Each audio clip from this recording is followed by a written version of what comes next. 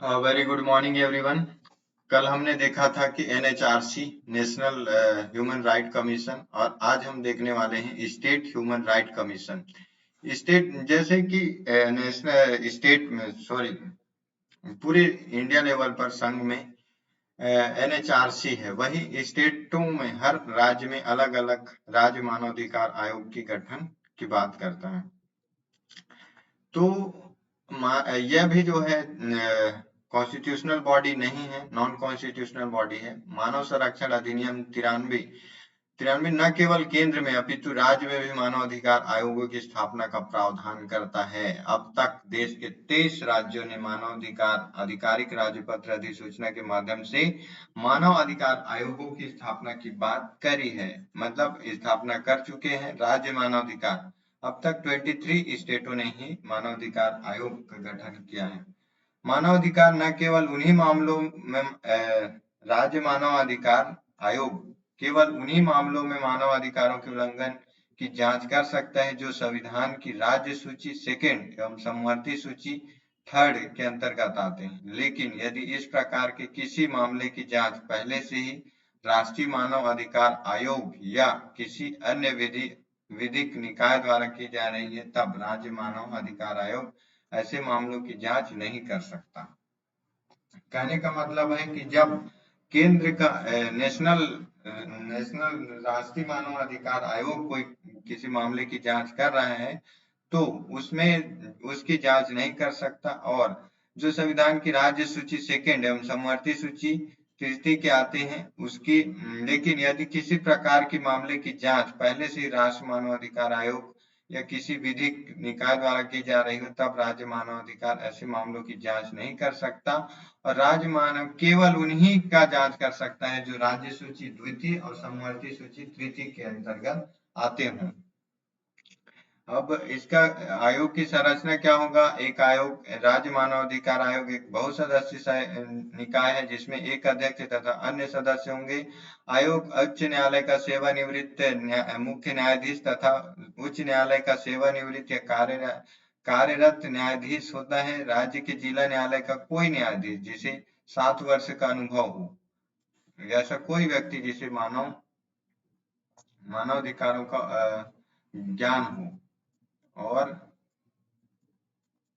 अधिकारों के बारे में विशेष अनुभव हो, वे भी आयोग के सदस्य बन सकते हैं।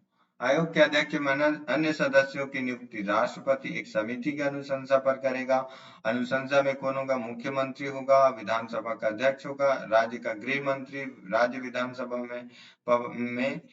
विधानसभा में विपक्ष का नेता अन्य सदस्य के रूप में होंगे। जब राज्य में विधान परिषद भी होती है तो विधान परिषद का अध्यक्ष एवं विधान परिषद के विपक्ष के नेता भी इसी समिति के सदस्य होते हैं। इसके अलावा एक सदस्य के रूप में राज्य उच्च न्यायालय के मुख्य न्यायाधीश परामर्श के बाद ही राज्य के उच्च न्यायालय के एक कार्यरत न्यायाधीश या जिला न्यायालय में एक कार्यरत न्यायाधीश को राज्य मानव अधिकार में नियुक्त किया जाता है।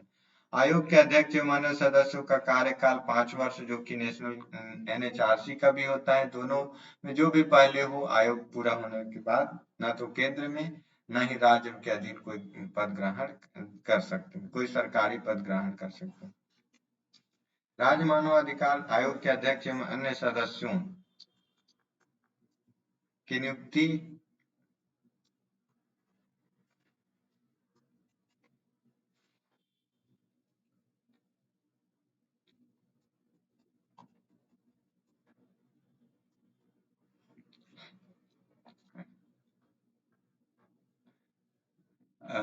राज्य मानव अधिकार आयोगों के अध्यक्ष और सदस्यों की नियुक्ति भले ही राष्ट्रपति करते हैं, लेकिन उनके पद से केवल राष्ट्रपति हटा सकते हैं, न कि राज्यपाल। राष्ट्रपति उन्हें उसी आधार एवं उसी तरह पद से हटाया जा सकता है जिस प्रकार वे राष्ट्रीय मानव अधिकार आयोग के अध्यक्ष एवं अन्य सदस्यों को हटाते हैं। इस प्रकार वे अध्यक्ष एवं अन्य सदस्यों को निम्न परिस्थिति में पद से हटा सकते हैं: यदि वह दिवालिया हो गया हो, यदि आयोग में अपने कार्यकाल के दौरान उसने कोई लाभ का सरकारी पद धारण कर लिया हो, यदि वह दिमागी व शारीरिक तौर पर अपने दायित्वों के निर्वहन के अयोग्य हो गया हो, यदि मानसिक रूप से अस्वस्थ हो तथा सक्षम न्यायालय द्वारा उसे अक्षम घोषित कर दिया गया हो। यदि किसी अपराध के संबंध में उसे दोषी सिद्ध किया गया हो तथा उसे कारावास की संज्ञा दी गई हो। इसके अलावा राष्ट्रपति आयोग के अध्यक्ष एवं अन्य सदस्यों को सिद्ध कदाचार एवं अक्षमता के आधार पर भी पद से हटा सकते हैं।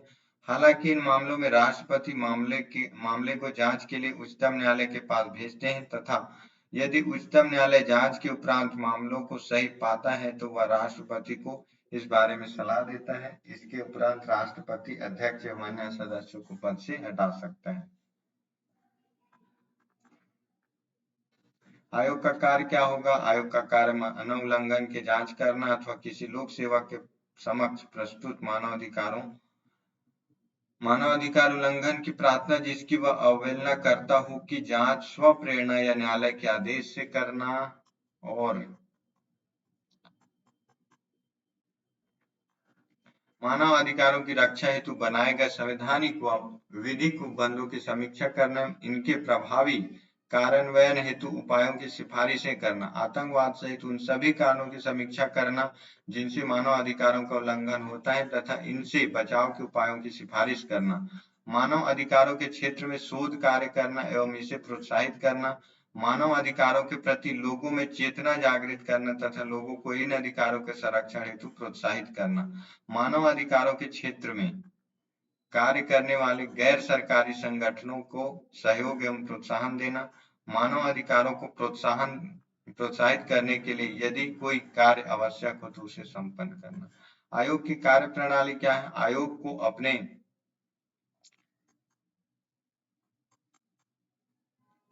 अपने कार्यों को संपन्न करने के लिए व्यापक शक्तियां प्रदान की गई हैं। इसे दीवानी मामलों की शक्तियां प्राप्त होती हैं तथा उसी के समान अपने कार्यवाही को संपन्न कर सकता है। यदि किसी मामले की सुनवाई के लिए राज्य सरकार या किसी अन्य अधीनस्थ प्राधिकारी को निर्देश दे सकते हैं। हालांकि राज्य मानव अधिकारों का आयोग ऐसे मामले की सुनवाई नहीं कर सकता जो मानव अधिकारों के उल्लंघन से संबंधित हो तथा जिस मामले को 1 वर्ष से अधिक का समय हो गया हो। कहने का मतलब है कि आयोग ऐसे मामले की सुनवाई नहीं कर सकता है जो मानव अधिकारों के उल्लंघन से संबंधित हो तथा जिस मामले को 1 वर्ष से अधिक हो गया हो। जिस मामले को 1 वर्ष से अधिक हो गया हो तथा जो मामला मानव अधिकार, दूसरे शब्दों में आयोग केवल 1 वर्ष के भीतर वाले मामलों की सुनवाई कर सकता है। जांच के दौरान निम्न कदम उठा सकता है: किसी पीड़ित व्यक्ति को क्षतिपूर्ति, नुकसान के भुगतान के लिए संबंधित सरकार या प्राधिकरण को सिफारिश कर सकता है या दोषी लोक सेवक के विरुद्ध बंदीकरण हेतु कार्यवाही प्रारंभ करने हेतु सरकार के प्राधिकरण को सिफारिश कर सकता है। तो ये सब जो नेशनल NHRC जो कर सकता है वह कार्य भी जो राज्य मानवाधिकार आयोग भी कर सकता है। किसी व्यक्ति को दंड देने की सिफारिश सरकार से या न्यायालय से कर सकता है, उसे सहायता प्रदान कर सकता है, लेकिन उसको किसी प्रकार की राज्य मानवाधिकार आयोग किसी भी व्यक्ति को आर्थिक सहायता प्रदान नहीं कर सकता और न ही उसे दंड देने का प्रावधान। मानव अधिकार संरक्षण अधिनियम 1993 यह भी प्रावधान करता है कि मानव अधिकारों के उल्लंघन में मामले में तेजी से जांच के लिए देश के प्रत्येक जिले में एक मानवाधिकार न्यायालय की स्थापना की जाएगी। इस प्रकार किसी न्यायालय की स्थापना राज्य सरकार द्वारा केवल उच्च न्यायालय के मुख्य न्यायाधीश की सलाह पर की जा सकती है। प्रत्येक मानवाधिकार न्यायालय में राज्य सरकार एक विशेष लोक अभियोजक नियुक्त करती है या ऐसे वकील को विशेष लोक अभियोजक बना सकती है जिसे कम से कम 7 वर्ष की वकालत का अनुभव हो। तो ये था state SHRC state human right commission.